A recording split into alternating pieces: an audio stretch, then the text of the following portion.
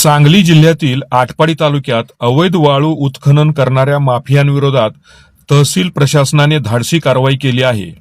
तहसीलदार शीतल बंडगर यांनी स्वतः महसूल पथकासह वाळू वाहतूक करणाऱ्या वाहनांचा तब्बल 1.5 तास पाठलाग करत वाळू माफियांमध्ये खळबळ उडवून दिली आहे। आज पहाटे देशमुखवाडी येथील मान नदीपात्र परिसरात गस्ती दरम्यान महसूल पथकाला अवैध वाळू वाहतूक करणारे एंट्रा पिकअप आणि हायवा वाहन आढळून आले। कारवाईची चाहूल लागताच चालकांनी वाहनासह पळ काढला। यानंतर तहसीलदार शीतल बंडगर यांनी पथकासह तात्काळ पाठलाग सुरू केला। देशमुखवाडी ते महूदपर्यंत सुमारे 1.5 तास हा पाठलाग सुरू होता।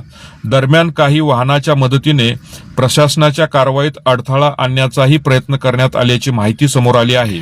सदरचं वाहन हे महूद येथील तानाजी लवटे यांचं असल्याचं माहिती समोर येत आहे। घटनेची माहिती तात्काळ पोलीस प्रशासन आणि संबंधित अधिकाऱ्यांना देण्यात आली असून महसूल विभागाने पंचनामा करून पुढील कायदेशीर कारवाईची प्रक्रिया सुरू केली आहे।